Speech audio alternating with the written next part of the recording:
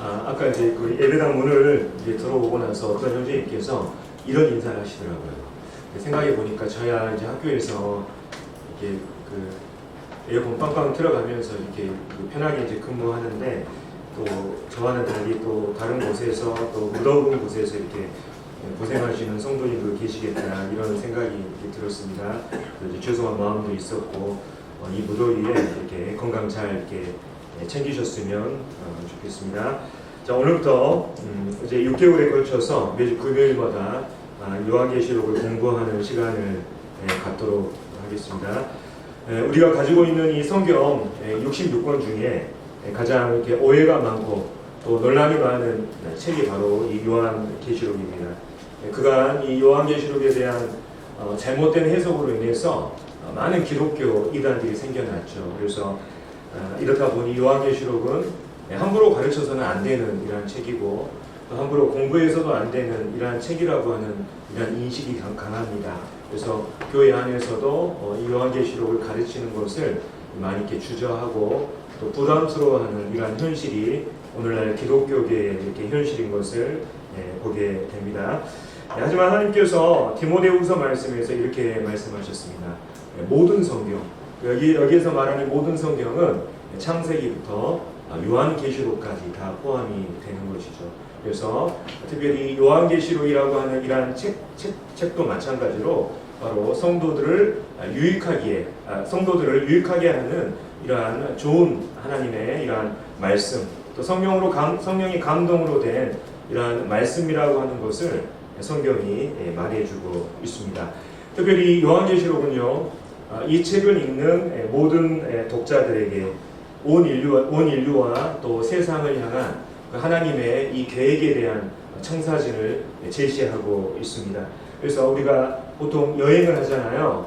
근데 여행하는 사람이 여행의 정확한 일정과 계획들을 알고 여행하는 것하고 또 무턱대고 여행을 하는 것은 큰 차이가 있죠. 여행하는 사람이 그 여행의 어떤 종착지와 그리고 그 여정에 대한 구체적인 부분들을 알고 여행을 하게 될 때 비로소 그 여행을 가치 있게 또 안정감 있게 이렇게 소화해 낼 것입니다.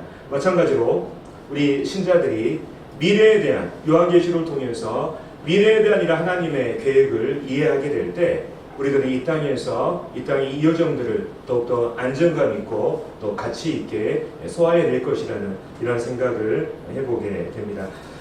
저는 솔직히 요한계시록을 강의할 수 있는 이런 성경적인 지식도 부족하고 또 실력도 정말 턱없이 부족합니다. 그래서 솔직히 저는 이 부분을 강의하기 위해서는 실은 이 여러 책의 도움을 받아야만 합니다. 그래서 책의 도움을 받아야만 제가 비로소 이 강의를 해낼 수가 있어요. 그래서 먼저 제가 이번 강의를 준비하면서 참고했던 서적, 그리고 앞으로 참고할 이런 서적들을 잠깐 이렇게 소개하겠습니다. 이 부분은 제가 뭔가 책을 많이 읽었고 참고했다 이것을 자랑하기 위함이 아니고, 제가 최대한 이번 강의를 준비하면서 객관성을 확보하기 위해서 노력했다고 하는 이런 부분들을 말씀드리기 위해서입니다. 그래서 처음에 나와 있는 책들은 우리 교회에서, 우리 모임에서 나오는 책들이고요.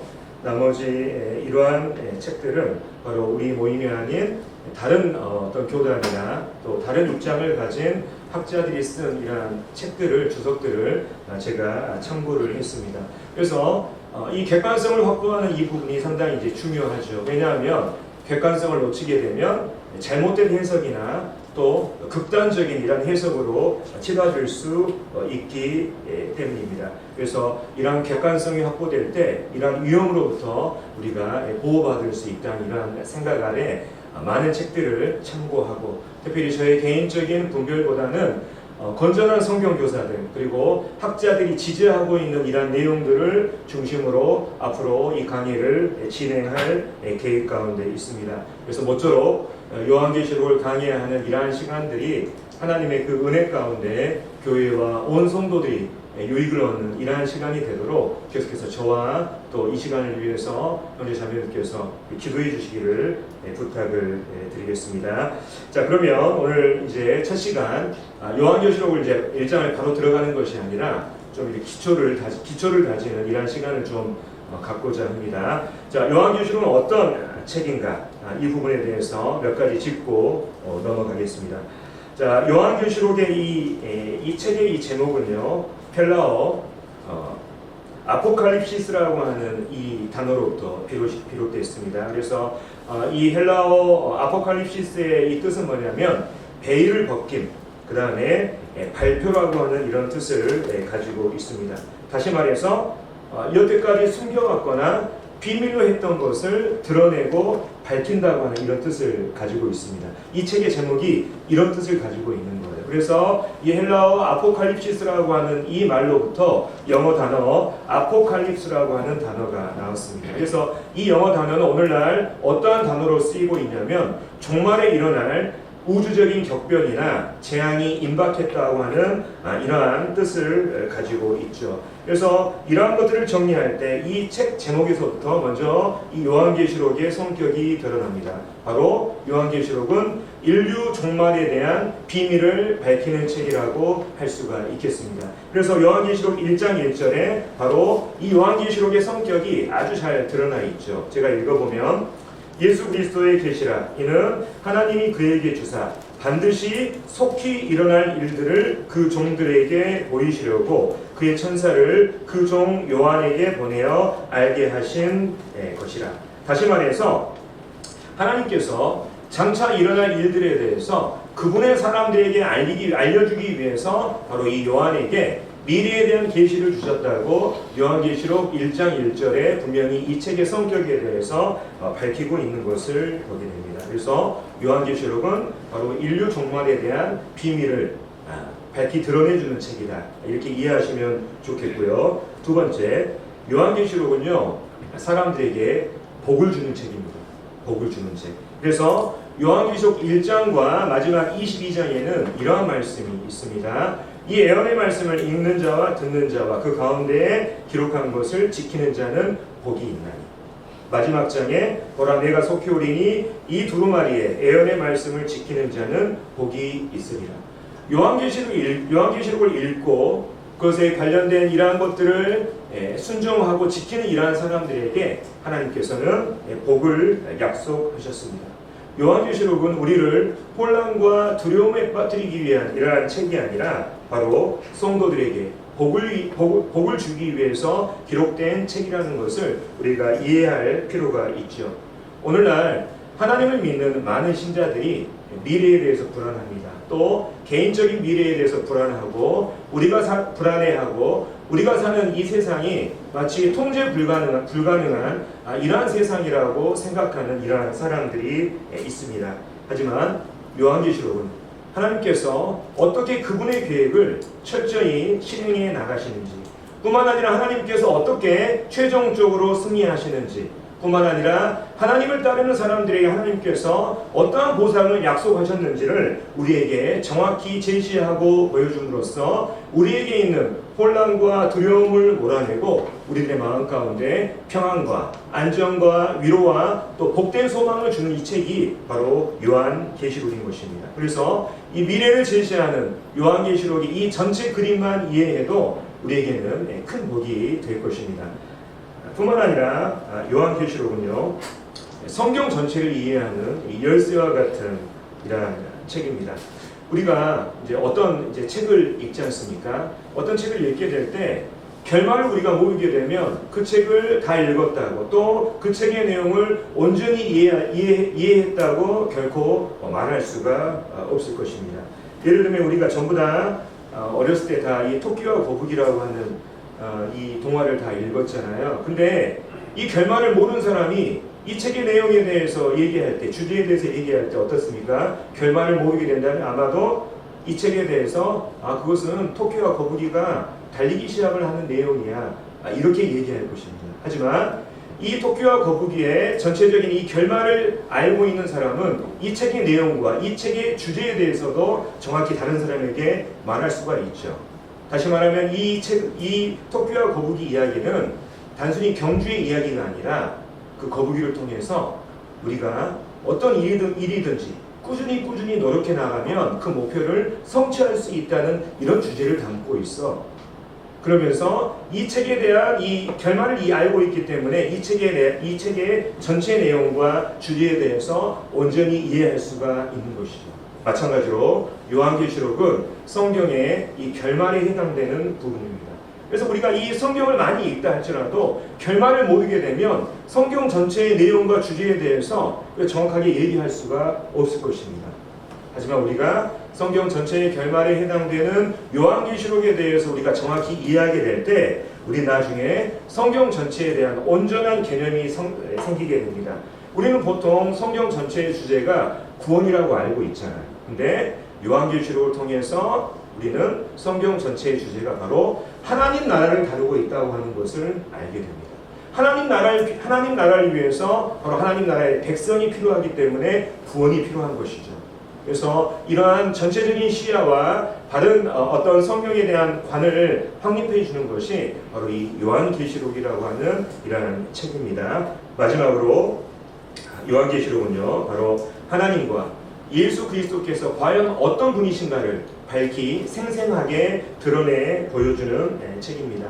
이 요한계시록에서 시종일관 강조하는 것은 뭐냐면 바로 하나님과 그의 아들 예수 그리스도는 바로 이 피조물에 합당한 예배와 찬양을 받기에 심히 합당하신 이러한 분이라고 하는 것을 시종일관 강조하고 있습니다.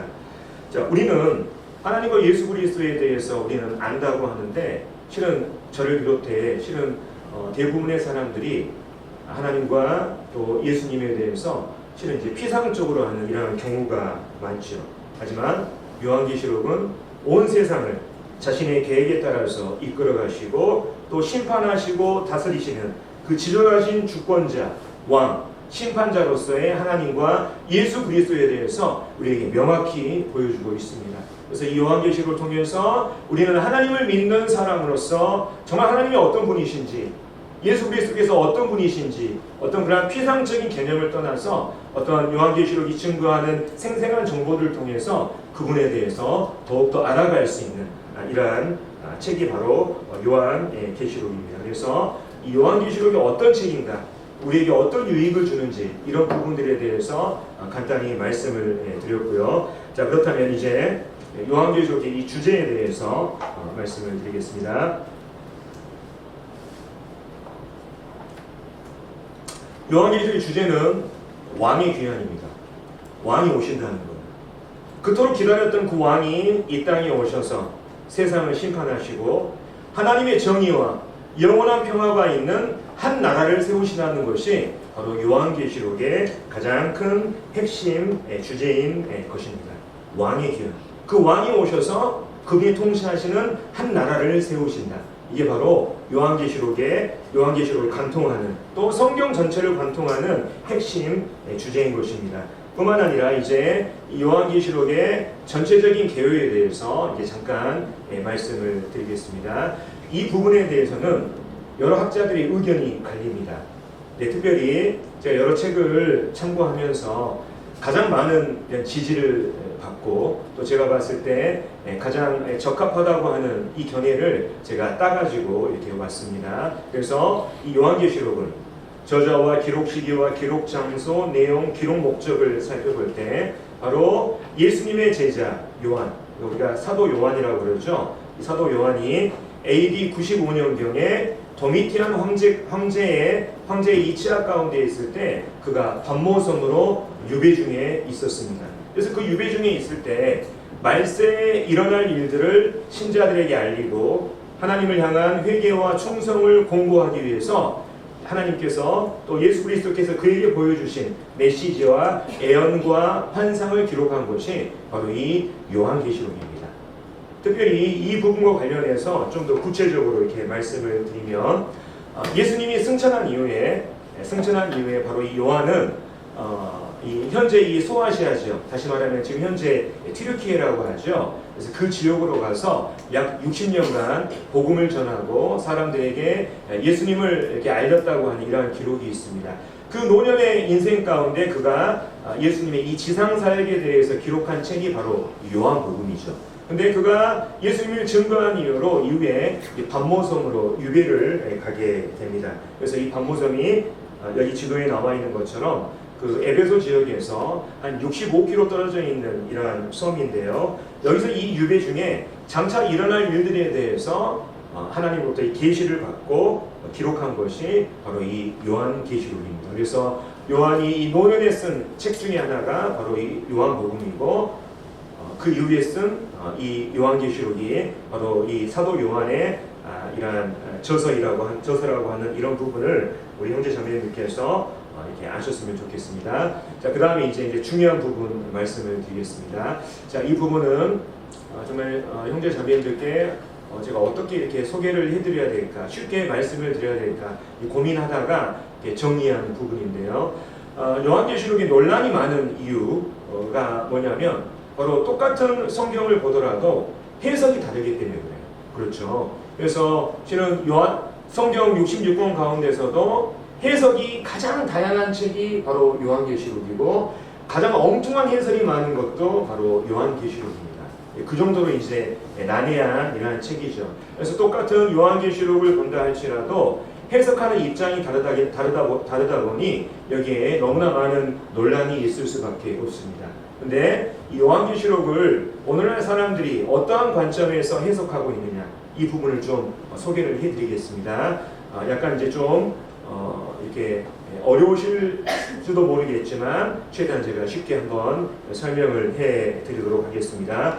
요한계시록을 해석하는 4가지 관점이 있습니다. 4가지 해석 방법. 자, 첫 번째가 뭐냐면 과거적 관점에서 요한계시록을 해석하는 방법이 있어요. 다시 말하면 요한계시록을 어떤 책으로 보냐면 요한계시록은 초대교회의 투쟁을 다루고 있는 책이다. 이렇게 이러한 견해를 가지고 요한계시록을 해석하는 이러한 입장이 있습니다. 그래서 요한계시록은 이미 과거에 다 성취됐다. 그 미래에 일어날 일들이 아니라 이미 과거에 다 성취됐다. 언제 성취됐냐? 바로 이 요한계시록은 AD 70년에 예루살렘이 이제 로마의 티투스 장군에게 의해서 이제 멸망을 당했지 않습니까? 그것을 예언한 책이 바로 이 요한계시록이다. 그래서 그 요한계시록에 나오는 적그리스도는 바로 네로고, 그리고 요한계시록의 큰 성 바벨론이 멸망하는데 그건 바로 그리스도인을 그때 박해했던 유대인들의 멸망을 그 예언한 책이 바로 요한계시록이다 하는 이러한 관점으로 해석하는 사람들이 있어요. 이것을 과거적 관점의 해석 방법이라고 합니다. 그래서 아까 말씀드린 것처럼 요한계시록의 내용은 이미 초대교회에 다 성취가 된 거예요. 과거에. 그래서 이 요한계시록을 과거에 제안해서 해석하는 이러한 입장은 오늘날 이 독자들이 이걸 읽으면 유익이 있겠어요, 없겠어요? 이미 다 지나간 일인데 아무 유익이 없잖아요. 그래서 오늘날 거의 이 과거적 관점을 취하는 사람은 거의 없습니다. 예전에 유행했던 하나의 이런 해석 방법이었죠. 그래서 과거적 관점에서 요한계시록을 해석하는 이러한 입장이 있고요. 두 번째, 역사적 관점에서 요한계시록을 해석하는 입장이 있습니다. 다시 말하면 요한계시록은 어떤 책이냐면 이 세계사, 특별히 교회 시대의 역사를 다루고 있는 책이다. 이러한 견해를 가진 사람들이 있습니다. 그래서 이 요한계시록이 역사적 사건을 다루고 있다는 거예요. 그래서 종교개혁자인 이 루터와 칼빈이 바로 이러한 방법으로 요한계시록을 해석을 했습니다.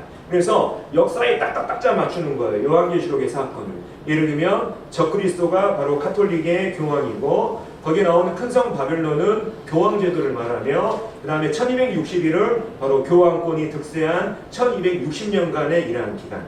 바벨론이 무너졌다고 하는 것은 바로 이 카톨릭이 무너진 것과 같은데 바로 종교개혁을 말하고 있다. 일곱 나팔의 심판은 오스만 투르크가 동로마 제국을 정복한 사건을 말한다.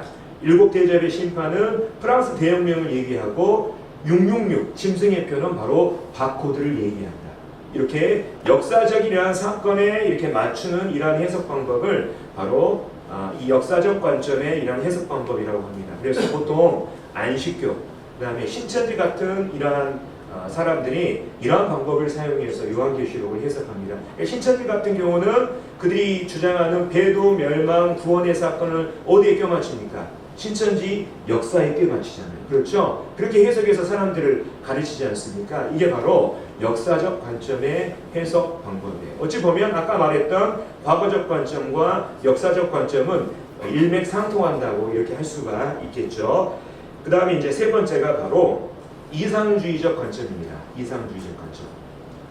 자, 이상주의적 관점은 뭐냐면 요한계시록을 상징으로 해석하는 거예요. 요한계시록은 그리스도의 초림부터 재림까지 기간에 나타나는 성과 악의 갈등을 상징적으로 묘사하는 하나의 이야기다. 그러니까 그걸 다 진짜 문자 그대로 고지고대로 받아들이는 것이 아니라 이거를 비유적으로 상징적으로 영적으로 해석해야지 이거 문자적으로 그대로 받아들이면 안 된다. 이게 바로 이상주의적 관점이에요. 그래서 오늘날의 가톨릭과 장로교가 바로 이 관점을 취하고 있습니다. 요한계시록을 해석할 때 문자적인 이러한 문자 중심의 해석보다는 상징과 비유로 받아들이는 것이 바로 이러한 관점이죠. 특별히 이제 한 예로 요한계시록 20장에 보면 오늘 사회자가 천년왕국 이렇게 말씀을 하셨지 않습니까? 천년왕국에 대해서 어떻게 얘기하냐면 요한계시록 20장에 나오는 천년왕국은 실제적으로 이 땅에 이루어지는 그 나라가 아니라 그것은 영적인 거야. 그것은 상징적인 거야. 그것은 뭐냐면 바로 이 천년왕국은 실제로 이 땅에 이루어진 나라가 아니라 바로 이 교회 시대가 바로 천년왕국이야. 다시 말하면 예수님께서 교회를 통해서 온 세상을 통치하는 지금 이 교회 시대가 바로 천년왕국이야. 이렇게 가르치는 거예요. 실질적인 천년왕국은 없다고 하는 거예요. 그래서 이것을 신학적으로 무천년주의라고 합니다. 뿐만 아니라 이 교회 시대가 천년왕국이라고 하기 때문에 이것을 다른 말로 현천년주의 신학이라고 하는 이런 말을 쓰게 돼요. 그래서 천년왕국을 어떻습니까? 실질적인 나라가 아니라 그냥 어떤 이런 교회 시대로 바라보는 거죠. 자, 뿐만 아니라 여기에 대해서 또 하나 더 드릴 말씀이 뭐냐면 우리가 구약 성경을 보면 어떤 말씀이 있냐면 장차 하나님께서 이스라엘이라고 하는 이 나라를 중심으로 하나님께서 한 나라를 세우시고 그 나라를 중심으로 온 세상을 통치하겠다고 하는 구약 성경이 여러 예언의 약속들이 있습니다. 근데 이스라엘이 예수님을 십자가에 못 박아 죽이고 또 하나님을 배신한 이러한 대가로 말미암아 이스라엘에게 주어진 모든 복과 약속은 상실됐다. 그게 뭘로 넘어갔냐면 신약시대의 교회로 넘어갔다. 다시 말하면 바로 이 이스라엘이 신약시대의 교회다. 구약시대 이스라엘에게 주어진 모든 복과 약속은 교회가 이어받는다. 이게 뭐냐면 이스라엘 대체신학이라고 하는 거예요. 그래서 바로 신약시대의 교회와 구약시대의 이스라엘을 이렇게 동일시하는 거죠. 교회 이꼴 이스라엘. 그렇죠. 그래서 문자적으로 이스라엘과 교회를 구분하는 것이 아니라 교회와 이스라엘을 동일하게 보는 것입니다. 그러니까 이스라엘의 바톤 터치를 누가 한 거예요? 신약의 교회가 했다고 그들이 생각하는 것입니다. 그래서 바로 이 이상주의적 관점, 요한계시록은 성과 악의 이 갈등을 다루는 상징적인 이야기이다. 그러니까 이것은 상징적으로 해석해야 돼. 이게 바로 이상주의적 관점의 요한계시록 해석입니다. 그래서 바로 이 교회 시대가 바로 이 천년왕국이라 하는 이러한 신학이 어디서부터 시작되냐면 중세에 어거스틴이라고 하는 사람이 있었습니다. 이 사람을 통해서 바로 이 천주교의 이 무천년주의 교리가 확립이 됐고 뿐만 아니라 종교개혁을 주도했던 이제 칼빈이 이걸 그대로 이어갔죠. 그러면서 오늘날 장로교에서도 똑같이 이러한 포지션으로 요한계시록을 해석을 하고 있습니다. 이해되셨죠? 자, 그 다음에 마지막으로 하나 관점. 요한계시록을 미래적 관점으로 해석하는 거예요. 특별히 4장부터 22장까지의 내용을 앞으로 일어날 사건으로 이렇게 이해하고 해석하려는 이것이 바로 마지막 미래적 관점의 해석 방법입니다. 그래서 이 요한계시록은 인류 미래에 대한 이 마지막을 다루고 있는 책이다.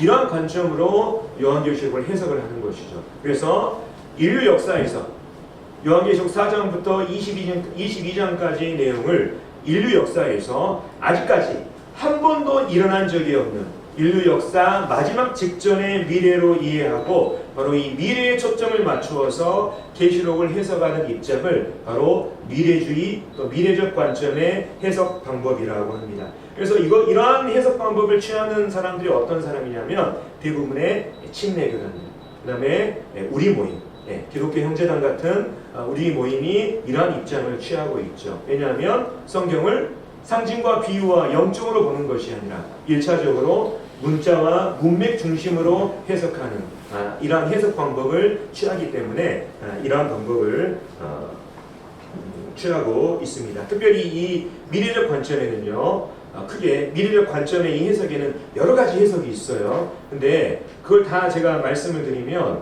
머리가 무거워질 것 같아서 대표적인 것 딱 두 가지만 말씀을 드리겠습니다.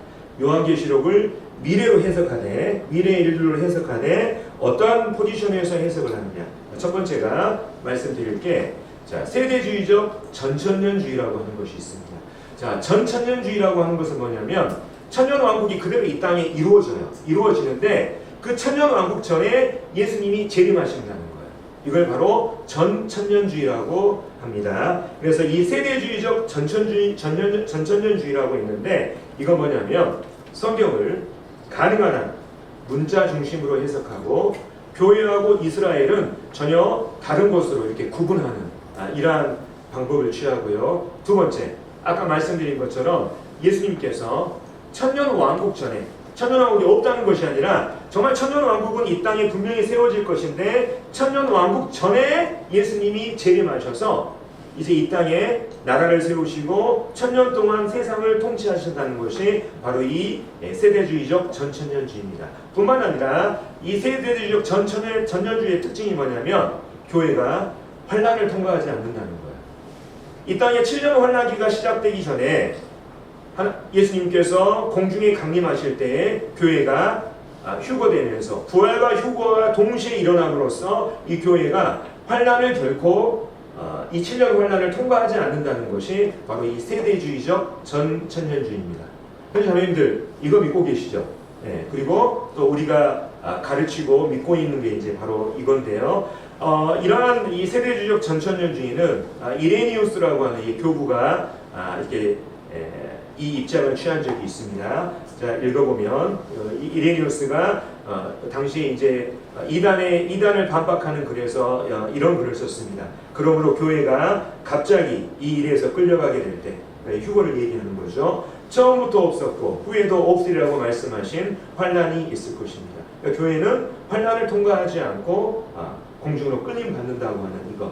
그래서 이 입장을 우리 모임에서도 폐쇄적인 형제단의 존 넬슨 답이라고 하는 이분이 이러한 입장을 취했습니다. 그래서 이제 표로 이렇게 말씀을 드리면 여기 이제 천년왕국이 보이시죠? 이 천년왕국 전에 예수님께서 지상에 재림하신다는 거예요. 뿐만 아니라 환란이 있기 전에 바로 교회가 공중으로 끌어올려져서 휴거가 일어나서 교회는 환란을 통과하지 않는다는 것이 바로 이 세대주의적 전천년주의입니다. 이해되셨습니까? 자, 그 다음에 이 미래적 입장에서도 또 이 전천년주의를 믿지만 또 이렇게 다르게 믿는 이런 분들이 있습니다. 바로 역사적 전천년주의라고 하는 거예요. 역사적 전천년주의.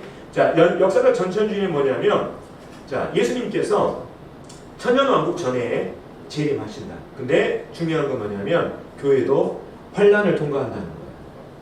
교회도 환란을 통과한 이후에 예수님께서 재림하신다는 거예요. 그러니까 아까 세대주의적 전천년설과는 달리 교회의 비밀 휴거는 없다는 거예요. 교회도 전부 다 환란을 통과해야지 그때 예수님이 오신다고 하는 것이 바로 역사적 전천년주의입니다. 그래서 초대 이 교부 중에 터툴리안이라고 하는 분이 있었습니다. 터툴리안이라고 하는 분이 이러한 입장을 취했고 우리 모임에 조지 밀러라고 하는 분도 개방적 형제단의 조지 밀러가 바로 이 입장을 취했죠. 실은 우리 모임이 개방적 형제단과 폐쇄적 형제단으로 이렇게 나눠진 결정적인 이유가 바로 여기에 있습니다. 존 넬슨 다비는 똑같은 전천년주의지만 세대주의적 전천년주의 입장을 취했고 조지 밀러라고 하는 이분은 똑같은 전천년주의지만 바로 역사적 전천년주의 입장을 취했거든요. 분별이 다르다 보니까 어떻습니까? 갈라질 수밖에 없는 거예요. 그래서 우리 모임이 이제 이렇게 분열된 이런 역사의 어떤 이유 중에 하나가 바로 여기에 대한 분별의 차이로 인해서 우리가 갈라졌다고 하는 이런 역사적인 이런 부분들도 형제 자매님께서 참고로 하셨으면 좋겠습니다. 그래서 표로 나타내면 천년왕국 전에 예수님께서 재림을 하시는데 교회도 이 환란을 전부 다 통과를 해야 된다. 그때 예수님께서 이 땅에 오신다. 이게 바로 역사적 전천년주의입니다. 이해되셨죠? 그러니까 똑같은 성경을 해석하는 성경을 보지만 해석하는 관점이 너무나 다양한 거예요. 그래서 지금까지 과거적인 해석 방법, 역사적인 해석 방법, 그 다음에 상징적인 해석 방법, 마지막으로 미래주의적 해석 방법에 대해서 소개를 해드렸습니다. 그렇다면 우리는 어떠한 해석 방법을 따라서 요한계시록을 해석하는 게 가장 합리적이고 이성적일까요? 제가 하나 여기에 대한 예로 이런 질문을 하나 드리고 싶습니다. 요한계시록에는요 어떤 말씀이 있냐면 이런 말씀들이 있습니다. 하늘의 별들이 땅에 떨어지고 땅의 3분의 1이 불타고 바다의 3분의 1이 피로 변하고 전 세계의 3분의 1의 인구가 일시적으로 한날에 동시에 죽음을 당하고 또 바다의 모든 생물이 죽음을 당하는 이러한 일이 기록되어 있습니다. 형제자매님들, 인류 역사에서 과연 이러한 일이 있었습니까? 단 한 차례도 없었죠. 뿐만 아니라 계시록에 보면 장차 한 통치자가 등장해서 손이나 이마에 표를 받게 하고 그 표를 받지 않으면 매매를 금지시키고 표를 받지 않으면 죽임을 당하는 이러한 일들이 기록되어 있죠. 생각을 해보십시오. 인류 역사에 과연 그러한 일들이 있었습니까? 단 한 차례도 없었죠. 그렇기 때문에 우리가 요한계시록 4장부터 22장까지의 내용을 앞으로 일어나게 될 인류 종말에 대한 마지막 시간을 다루는 이러한 책으로 바로 이 미래주의적 관점으로 이해하는 것이 또 해석하는 것이 가장 이성적이고 합리적이라는 이러한 생각을 해봅니다. 그래서 저는 앞으로 요한계시록을 강의할 때 바로 이 미래주의적 입장에서 바로 요한계시록을 강의할 이러한 예정 가운데 있습니다. 그래서 이러한 관점에 따라서 이제 요한계시록을 22장이 어떻게 구성되어 있는가를 현재 자매님께 말씀을 드릴 때 바로 이 계시록 1장 19절에 있는 말씀으로 요한계시록을 세 부분으로 구성할 수 있어요. 여기 읽어보면 그러므로 네가 본 것과 지금 있는 일과 장차 될 일을 기록하라. 자, 요한이 어떤 걸 중심으로 이 요한계시록을 기록했느니까 이 말씀에 잘 나와 있죠. 네가 본 것, 지금 있는 일, 장차 될 일. 그래서 요한이 본 것, 네가 본 것이 바로 이제 1장의 내용이고요.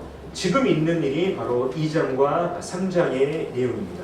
그리고 장차 될 일이 4장부터 22장까지 이러한 내용으로 구성이 되어 있습니다. 그래서 네가 본 것, 지금 있는 일, 장차 될 일, 이 세 부분으로 구성되어 있다고 하는 이 부분을 이제 우리가 염두에 두고 우리가 앞으로 강의 시간에 임하면 되겠습니다. 그 다음에 이제 이런 부분에 따라서 요한계시록 전체 내용을 세부 내용으로 나누면 이렇습니다. 자, 1장부터 22장까지가 있는데요. 1장에는 사도 요한이 이 환상을 받을 때 당시의 상황과 내용이 잘 기록이 되어 있습니다. 그리고 2장과 3장은 사도 요한 당시에 소아시아에 있던 7교회에 보내는 이러한 편지, 에베소, 서머나, 버가모, 두아디라, 사대, 빌라델비아, 라오디게아 교회에 보내는 편지가 바로 2장과 3장에 기록이 되어 있죠. 그리고 4장부터는 이제 장차 될 일이 기록이 되어 있습니다. 특별히 4장부터 19장까지는 인류 역사에서 아직까지 단 한 번도 일어난 적이 없는 이 종말의 상황, 환란기에 일어날 일들이 바로 기록되어 있죠. 그래서 7인과 나팔과 이 7대접의 심판을 중심으로 이 환란기에서도 복음이 전해집니다.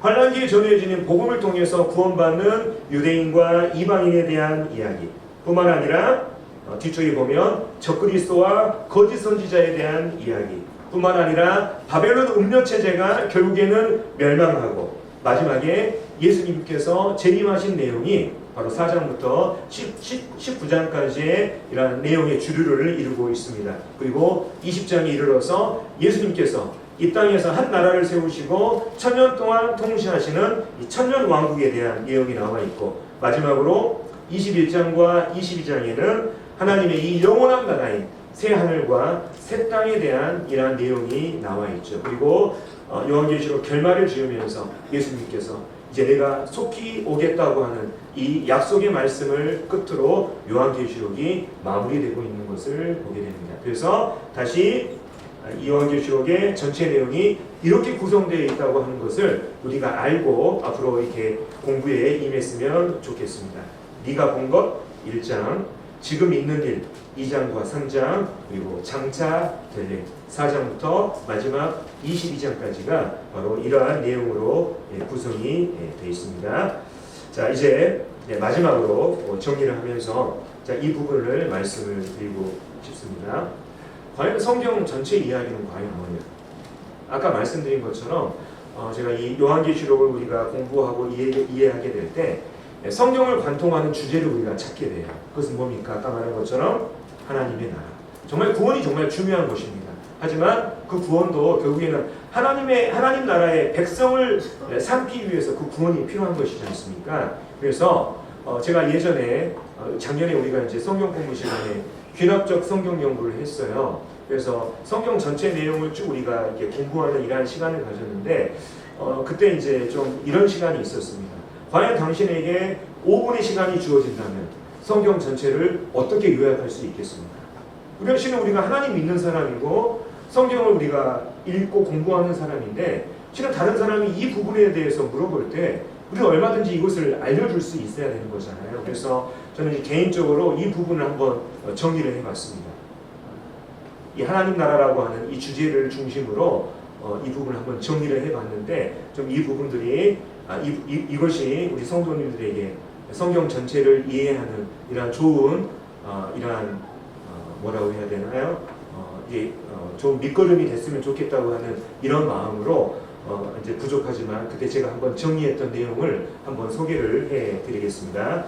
한번 읽어보시고 과연 이게 정말 아멘이 되는지 또 여기에 대해서 또 다른 입장이 있을 수도 있습니다만 한번 좀 이 부분을 생각해 보시면 좋겠습니다. 자, 이제 제가 한번 천천히 읽어보겠습니다. 제가 정리한 성경 전체 이야기. 만약 저에게 5분의 시간이 주어진다면 저는 이렇게 얘기하겠습니다. 보이신가요? 네.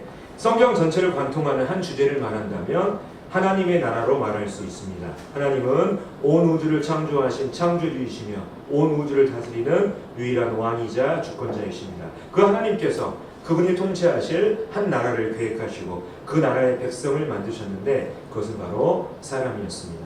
하지만 사람은 하나님의 통치를 거절합니다. 사탄의 게임에 빠져 하나님께 반역하는 죄를 짓고 하나님 나라의 백성으로서의 자격을 상실하고 그 나라에서 추방되었습니다. 그럼에도 하나님은 그분의 나라에 대한 계획을 멈추지 않으셨습니다. 여자의 후손을 통해 죄에 빠진 사람들을 구원함으로 그들을 하나님 나라의 백성으로 삼아 하나님 나라를 이루고자 하시는 그분의 특별한 프로그램을 가동하셨습니다. 사실 이 프로그램은 이 세상이 창조되기 전 영원전부터 계획된 것이었습니다. 하나님 나라의 회복 프로그램을 위해 하나님께서는 아브라함이라는 한 사람을 선택하시고 이스라엘이라는 한 민족을 사용하셨습니다. 하나님께서는 그들을 애굽의 속박에서 구출해내심으로 오직 하나님만이 자신의 백성들을 죄와 사탄의 속박에서 구출하시는 유일한 분임을 드러내셨습니다. 또한 그들을 가나안으로 인도하심으로써 자신의 백성들을 참된 안식으로 이끄시는 분임을 보여주셨습니다. 하나님께서는 그들에게 하나님 나라의 헌법이라 할 수 있는 율법을 주셨고 성막을 통해 그들과 늘 함께 하시며 그들을 돌보시고 그들의 필요를 공급하셨습니다. 그럼에도 이스라엘 역시 하나님의 통치를 거절했습니다. 하나님의 말씀에 불순종하고 자기 소견에 옳은 대로 행하다가 급기야는 그들 스스로 왕을 세우고 그들의 나라를 세웠습니다. 사람이 세운 그 나라, 사람이 왕이 되어 다스리는 그 나라는 온전하지 못했습니다. 그 나라의 가장 큰 실패는 참되신 하나님을 섬기는 것이 아니라 다른 신을 섬기는 우상 숭배였습니다. 하나님께서는 여러 선지자들을 통해 그들을 경고하셨지만 그들은 하나님의 경고를 무시했습니다. 결국 인간이 세운 그 나라는 두 개의 나라로 나눠지게 되었고 한 나라는 아시리아에 의해 다른 한 나라는 바벨론에 의해 멸망당하게 됩니다. 유다로 불리는 나라의 백성은 바벨론 포로로 끌려가 무려 70년간의 포로 생활 끝에 이스라엘 땅으로 돌아오게 되었습니다.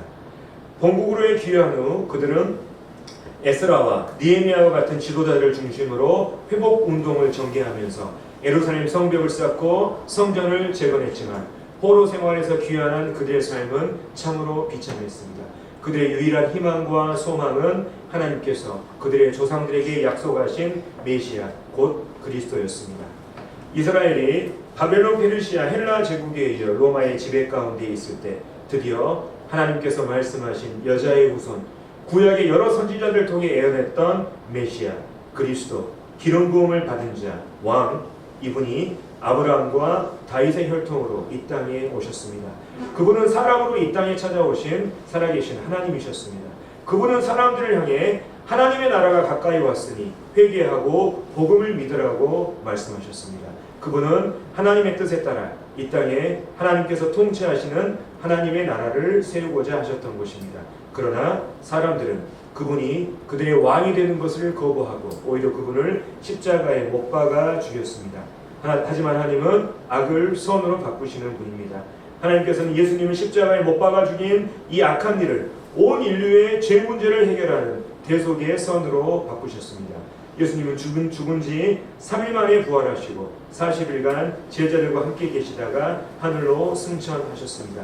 이제 예수님을 믿는 자들은 죄의 문제를 해결함으로 거룩하신 하나님의 통치를 받는 하나님 나라의 백성이 됩니다. 뿐만 아니라 성령의 임재를 통해서 예수님의 몸을 이루는 지체의 일원이 되는데 이것을 교회라 부릅니다. 교회는 이스라엘의 오순절날 성령 강림을 통해 시작되었습니다. 초기 교회의 구성원은 모두 유대인이었지만 이방인들도 교회의 구성원이 되면서 바울의 전도 여행과 함께 유럽의 많은 교회가 시작되었습니다. 그리고 2000년이 지난 오늘까지도 교회의 역사는 계속되고 있습니다. 그리고 언젠가 교회가 이 땅에서 공중으로 휴거된 이후 이 땅에는 인류가 지금까지 단 한 번도 경험해보지 못했던 전무후무한 환란이 시작될 것입니다. 하나님은 이 환란을 통해서 이스라엘을 정결하게 하시는 한편 하나님을 대적하는 이 세상을 심판하실 것입니다. 그 심판 가운데서도 하나님은 사람들에게 자비를 베푸셔서 복음을 듣게 하시고 이 시기에 수많은 사람들이 하나님을 믿고 구원받게 될 것입니다. 특별히 이 환란기에 한 통치자가 나타나 하나님 행세를 하며 하나님을 대적할 것입니다. 우리는 이 사람을 불법의 사람, 멸망의 아들, 적 그리스도라고 부릅니다. 하지만 그리스도께서 이 땅에 재림하셔서 이를 심판하시고 이 땅에 그분이 통치하시는 한 나라를 세우실 것인데 우리는 그 나라를 천년왕국이라 부릅니다. 하나님의 나라가 온전히 이루어질 때 사탄의 무리와 함께 그분의 통치를 거부한 모든 불신자들은 영원한 형벌을 면치 못할 것입니다. 하지만 그분의 백성들은 하나님 나라에서 하나님의 통치 아래 영원한 영광과 안식 가운데 거하게 될 것입니다. 그리고 하나님의 나라는 영원 무궁할 것입니다. 그래서 제가 이 요한계시록의 내용을 이제 발판을 삼아서 성경의 결말이죠. 하나님 나라인 것입니다. 이 땅에 하나님 나라가 그 영원한 하나님 나라가 세워진다고 하는 것이 하나님이 통치하시는 그 나라가 있다고 하는 것이 바로 성경의 전체의 주제인 것이죠.